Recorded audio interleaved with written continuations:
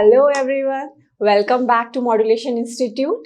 आप सभी को जैसे पता है कि हम कर रहे हैं मैराथन इंग्लिश के क्लास के 10th के बच्चों के लिए, जो बोर्ड में उनको बहुत ज़्यादा काम आने वाला है।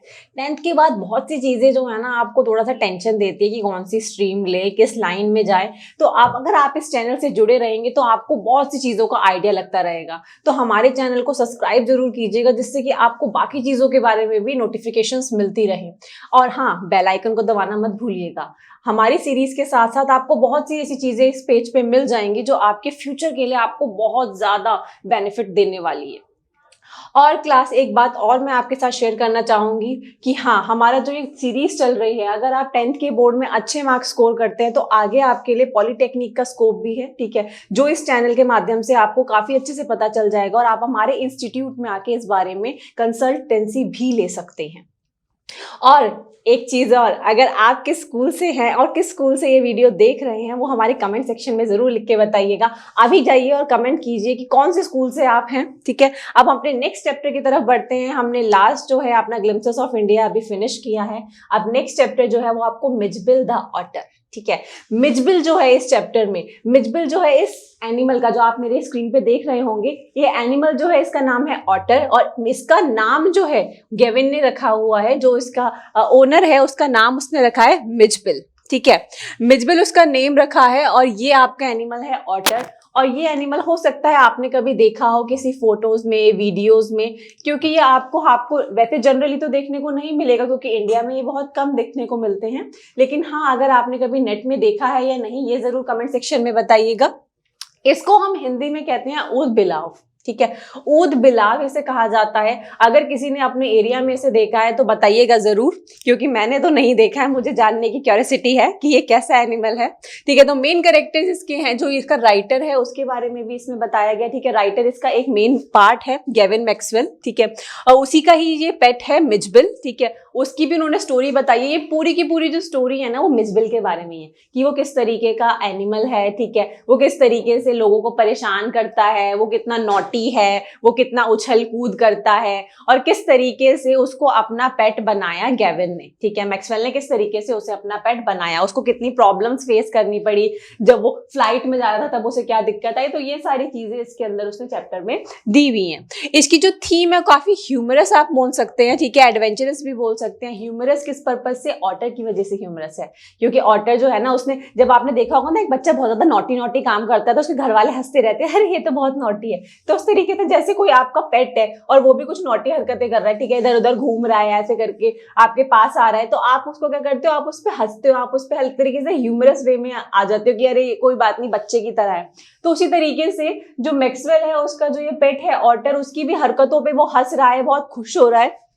तो आगे पढ़ते हैं चैप्टर की समरी में कि उसके अंदर उन्होंने किस तरीके से मिजबिल का डिस्क्रिप्शन दिया है। तो ये जो स्टोरी है वो केमिस्ट फेरेना की है, ठीक है, जो स्कॉटलैंड में है। वहीं पर गेविन मैक्सवेल जो है वो रहता है, और वहां पे ये बताया गया स्टोरी के स्टार्टिंग में आपको कि उसका जॉनी नाम का एक डॉग होता है जिसकी डेथ हो जाती है, और वो इतना ज्यादा डिसहार्टेंड होता है कि यार पेट ना कभी नहीं पालना चाहिए, मर जाते हैं, फिर दर्द बहुत ज्यादा होता है, तो इतना दुख में होता है ना। तो वो मतलब एक तरीके से होता है ना, जब आपका कोई इतना अजीज चीज आपके जो इतने दिल के पास हो वो चली जाती है तो आप बहुत ज्यादा डिप्रेशन में चले जाते हैं। तो उसके साथ भी यही हो रहा था। फिर उसे काम की वजह से ना अपने दोस्त के साथ कुछ टाइम के लिए इराक जाना था, बसरा, ठीक है, बसरा एक जगह है साउदर्न इराक में, तो वहां उसे जाना था और वो अपने फ्रेंड के साथ जा रहा था। और जब वो अपने फ्रेंड के साथ जा रहा था, रास्ते में वो डिस्कस कर रहे थे कि मेरा डॉग जो है वो मर गया है, ये सब चीजें वो उसे बता रहा था। तो वो उसको एक आइडिया देता है कि तुम ना ऐसा करना, ऑटर एक एनिमल होता है, तुम उसको पाल लो, ठीक है। उसका फ्रेंड उसको सजेशन देता है इस चीज का कि तुम ऑटर नाम का एक एनिमल आता है जो तुम्हें बहुत इजीली ना इराक में मिल जाएगा, और वो काफी ज्यादा पसंद भी किया जाता है अरब के लोगों के द्वारा, तुम उस एनिमल को पाल लेना। तो ये सब बातें उसका फ्रेंड उसे कह रहा है, ठीक है। वो बसरा किस वजह से जा रहे थे, उनको एक यूरोप से लेटर आने वाला था, मेल आने वाला, जिसका उनको जवाब देना था। अगर ये पूछा जाता है कि वो क्यों, किस काम से केमिस्ट बनना जा रहे थे, तो आपको पता होना चाहिए। तो ये जो स्टोरी है ये डिस्क्राइब कर रही है उन दोनों के बॉन्ड को, ठीक है, वो दोनों के बीच में कितना ज्यादा प्यार था, ठीक है, अपने पेट को लेके, मिजबिल को लेके। और स्टोरी में हमें ये भी बताया गया है कि किस तरीके से ही decided to keep an otter, ठीक है, वो ऑटर को रखने के लिए किस तरीके से एग्री हो जाता है। And here is taking us through his journey, मतलब कि पूरा उसकी लाइफ में क्या क्या हो रहा है, ठीक है, वो कहाँ कहाँ जा रहा है ऑटर, उसको कैसे वो ऑटर मिला, उन सब चीजों के बारे में उसने बताया है मिचबिल के बारे में। और ये जर्नी है, ये इराक से शुरू हो रही है, ठीक है। इराक से क्यों शुरू हो रही है, जैसे मैंने बताया कि वो अब स्कॉटलैंड से इराक जा रहा है और इराक में ही उसको वो ऑटर जो है वो मिलता है और उसको वो गिफ्ट करता है उसका फ्रेंड, ठीक है। उसका फ्रेंड उसको वो ऑटर गिफ्ट करता है। जो मेल आने वाला होता है उसके फ्रेंड का मेल आ जाता है तो वो जल्दी निकल जाता है इराक से, लेकिन पर उसे कुछ टाइम के लिए रहना पड़ता है वहीं पर ही। और जब वो वहां पे रुकता है तो वो देखता है कि उसका फ्रेंड जो है उसके लिए एक जो ऑटर है उसको छोड़ के गया था। और ऑटर जो है ना वो कीचड़ में रहते हैं, इस वजह से वो काफी ज्यादा गंदे होते हैं, ठीक है। वो अब उस टाइम पे तो जब वो उसे मिलता है तो वो काफी ज्यादा बुरी हालत में होता है, बुरी कंडीशन में होता है, तो उसे देख के सोचते हैं यार ये कितना गंदा है, इसको तो मैं कैसे रखूंगा, ठीक है। तो ये इराक से उसकी जो लंदन की स्टोरी है, ठीक है, फ्लाइट के थ्रू वो कैसे जाता है, ठीक है। उसको जब अपने घर वापस आना होता है तो उसको फ्लाइट किस तरीके से चेंज करनी पड़ती है जिस वजह से कि वो ऑर्डर को लेके आ सके, क्योंकि फ्लाइट में एनिमल्स को लाना अलाउड नहीं था, ठीक है। जिस फ्लाइट में की उसकी टिकट्स बुक की थी तो वो उसको वापस नहीं ला सकता था अपने शहर में, तो उसके लिए उसको कितनी प्रॉब्लम फेस करनी पड़ती है और ऑर्डर को किस तरीके से वो बॉक्स में रखकर अपने यहाँ तक लेकर आता है। और ऑटर जो है वो कितना प्रॉब्लम क्रिएट करता है उसके लिए, जैसे वो उसको बॉक्स में बंद करता है तो वो इस तरीके से मतलब अपने नाखून वाखून मार के पूरा अपने आप को जख्मी कर लेता है। तो वो सब चीजों को भी इसने इस चैप्टर के अंदर राइटर ने बताया है, ठीक है। और वो किस तरीके से डर जाता है कि वो सबको डरा भी देता है, सबको लगता है कि यार हमारी फ्लाइट में चूहा आ गया, क्योंकि वो चूहे जैसा मतलब इतना छोटा दिखता है लेकिन बड़ा चूहा दिखता है। तो सारे के सारे लोग सोचते हैं अरे चूहा आ गया, चूहा आ गया, सब इधर उधर उठ के भागने लगते हैं, सारी लेडीज जो है वो चिल्लाने लगती है। तो वो आप अपनी चैप्टर की अगर आप अपने बुक में देखेंगे तो आपको फोटो दिख जाएगी कि एक पर्सन भी बैठा हुआ इस तरीके से उछल रहा है कि चूहा आ गया है नीचे। तो वो हैवॉक भी इसमें बताया गया है। और वो बताया कि उसकी जो एयर हॉस्टेस होती है जिस फ्लाइट में वो जा रहा होता है वो कितनी अच्छी होती है नेचर वाइज, और वो कहती है कि कोई बात नहीं, आप परेशान मत हो, हम आपको आपका एनिमल ऑटर जो है वो ढूंढ के दे देंगे, ठीक है। तो वो काफी मुश्किल से उनका जो एनिमल है उसको ढूंढ के भी देती है और उसको बहुत ज्यादा हेल्प भी करती है मिचबिल को, और उसके खाने के लिए भी उसको चीजें देती है जो कि उसके द्वारा मैक्सवेल के द्वारा लाई गई थी, ठीक है। बाद में ये बताया गया लंदन में कि लोग जो है बिल्कुल उनको कुछ पता ही नहीं होता यार ये कौन सा जानवर है, ये किस तरीके का दिख रहा है, अजीब सा दिखता है। तो लोग काफी ज्यादा सोच रहे थे कि यार ये जानवर है क्या, ये है क्या, मतलब लोग अलग अलग प्रेडिक्शंस कर रहे थे कि हो सकता है कि ये हो सकता है कि ये हो। जब वो चलता था, ठीक है, वो मतलब उसको दिखाया गया है कि उसके घर के बाहर, ठीक है, जो राइटर है उसके घर के बाहर एक स्कूल था, वो स्कूल की जो वॉल थी उस पे ऐसे करके चलता था तो सारे लोग चिल्लाते थे मंकी है, ये है, पता डॉग है।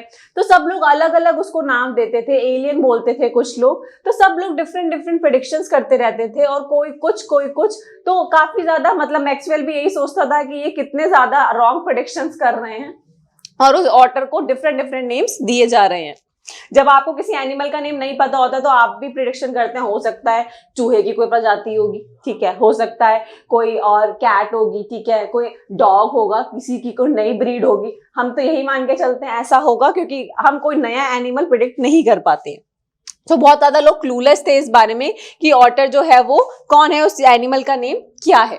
तो क्या क्या वैल्यूज आपको सीखने को मिल रही है इस चैप्टर से कि उसकी जो केयर है, ठीक है, वो उस एनिमल को छोड़ता नहीं है। उसे पता था कि वो बहुत ज्यादा परेशान कर रहा है, बहुत ज्यादा नॉटी है, ठीक है, उसको ले जाने में दिक्कत आ सकती थी लेकिन उसने छोड़ा नहीं, उसको वो अपने साथ लेके गया। किस तरीके से वो उसको नहलाता है, ठीक है, उसको पानी में बहुत मजा आता था ऑटर को झूलने में, ठीक है, वो पानी के अंदर छप छप छप करके पूरा टाइम मतलब नहाता रहता था, खुद ही जो उसकी टैप है वो ऑन कर लिया करता था। तो ये सारी चीजें जो है वो हरकतें करता रहता था, ठीक है, वहां पे जब वो मैक्सवेल के साथ पहली बार उससे मिला था।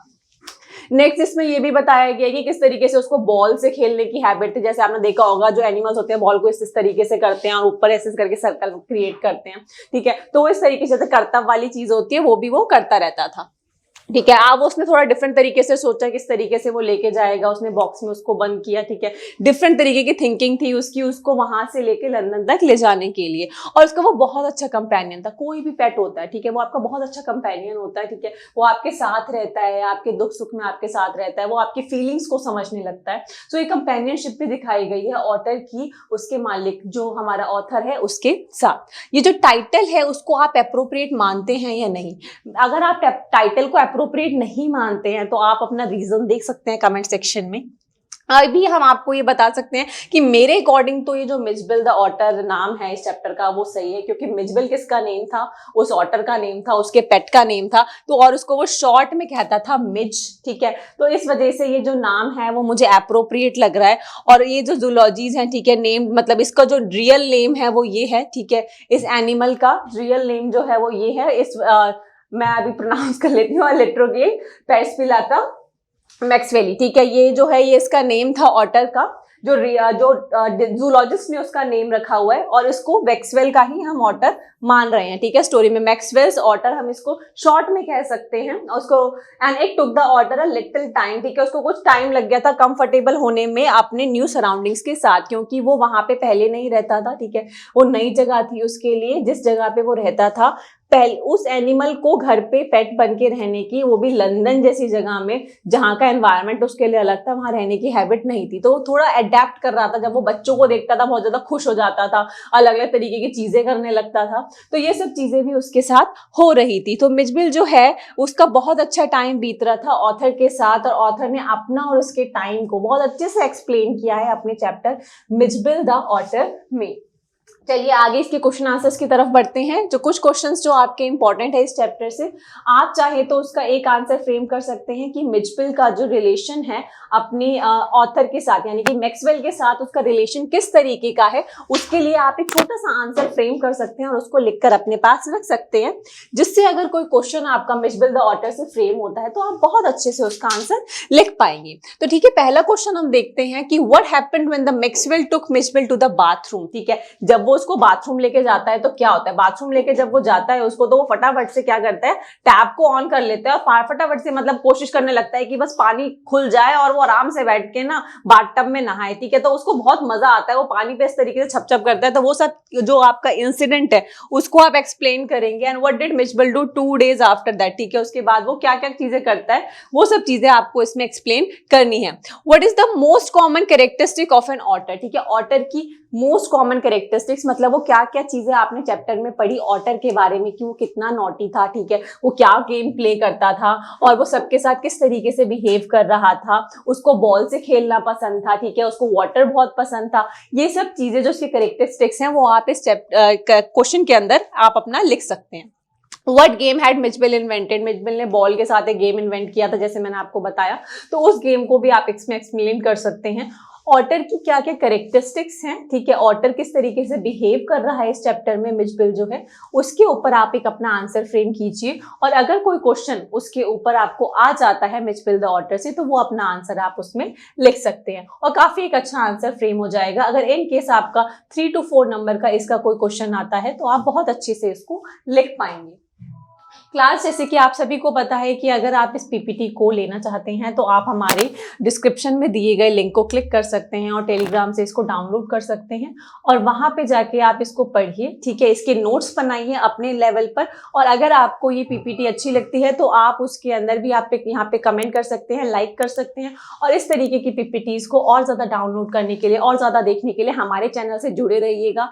चैप्टर को हम आगे बढ़ा रहे हैं धीरे धीरे करके, पूरी बुक को हम पढ़ रहे हैं, तो सारी बुक्स में अगर चैप्टर आप पढ़ना चाहते हैं पूरी बुक के क्लास 10th के बोर्ड के, तो चैप्टर से चैनल से बने रहिए। और जैसे मैंने आपको अभी स्टार्टिंग में भी बताया था कि 10th के बोर्ड के जो बच्चे हैं उनके आगे के फ्यूचर के लिए भी हमारी कोचिंग इंस्टीट्यूट जो है वो आपको बहुत अच्छी अपॉर्चुनिटीज प्रोवाइड कर रही है।